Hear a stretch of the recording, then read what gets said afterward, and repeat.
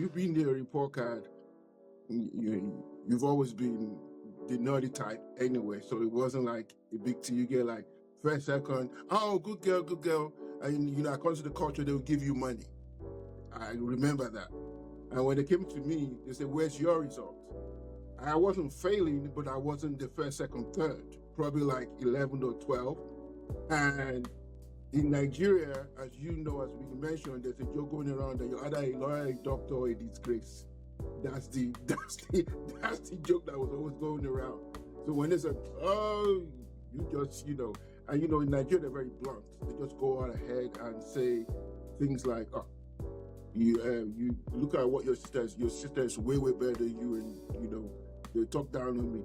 It didn't really have effect, but it started getting to me when it also happened a little bit when we actually got to high school, junior high, basically as well, because then they were different. Then I was epileptic, and you know the story whereby I couldn't go to school for like a whole year, and you went quote unquote what we call college here, basically, and it was frustrating then.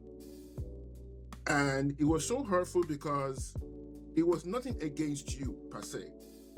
I think it was the people around us who kind of made so much of a big deal of what happens. You always had a time to support me, even if you didn't know what to do to support me at a young age, So that has been going on, and that actually impacted me even to my 20s and 30s. Right? Because I always felt that I'm never good enough, or someone is always going to be better than me. Then I can never attain this level of knowledge based on the prowess of other people, of how they perform. So maybe you're at work, somebody solves a problem, and it looks something they've been solving. Then at some point, then I also used to had a negative self-talk of myself. Had nothing to do with what you said.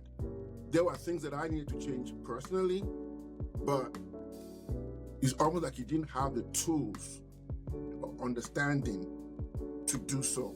So I was a negative self-talk. Let me say that if that makes any sense. So I would say something, so I would say something like, "Oh, it never happens to me," or something. Anytime I try something, it may never work, or things like, "It's gonna fail anyway."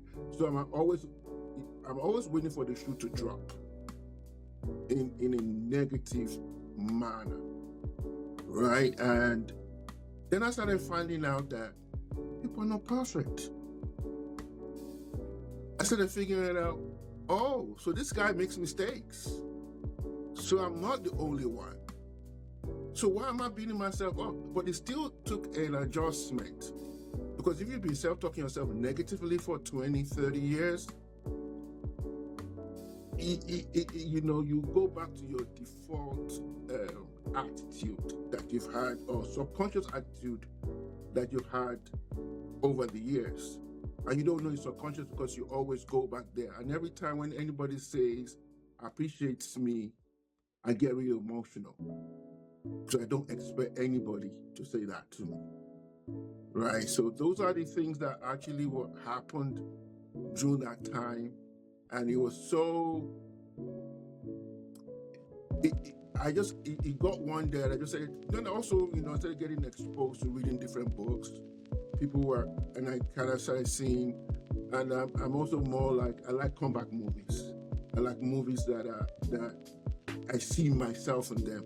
Sort of like The Pursuit of Happiness with Will Smith. Or there's one that's called, there's another movie called Rudy. Back in the day, I watched so many times because I saw myself fail O levels multiple times. I saw myself do different things, and Rudy also failed his entrance college to community. So it's so ridiculous that when I watch that movie, even if I watch it like more than 3 or 4 times, I still get a little emotional watching it because I can see myself in it. So yeah. I wanted to I'm hearing you, brother, but I wanted to go back to, because I feel that because you were on the receiving end of it, and you made up your mind that you were not going to allow what was said to you to consume you for the rest of your life. You went through this inner battle of fighting this negative self-talk. But let's go back to where that negative self-talk came from. Okay. Now, our story is that our dad was heavily involved in our lives early on. He'll cook dinner, he'll do schoolwork, even though he left the family at the age of 10. So the audience is part of our story. He left the family at the age of 10 and never came back. But when he was home, he was heavily involved in those short years. There were some very clear negative things that were said to you that I heard as your sister. And we're sharing this because a lot of adults today are walking around and it's not a lot about what they're going through now. It was what was said to them by the person who birthed them. And the person may have meant well, but those words were spoken. And when you think that the person who birthed you will know more than you and is your guide in life, what they say to you can set the template and set the imprint of your mind as to how you see yourself. I'm saying that because I heard Dad say, I wish Rolake, my full name is Rolake, I wish Rolake was my firstborn. I can't remember. He said it and he said it to you. Maybe you didn't remember. And their relatives and uncles echoed that, not just in what they said, but also in their actions. Absolutely. Now, understandably, like you said, there were some things that were problematic with behaviors and all. But as I look back now, as a psychologist, I felt that you did not believe in yourself. You'd heard so much negativity, and out of self-fulfilling prophecy, if they don't think I'm going to be much, what's the point?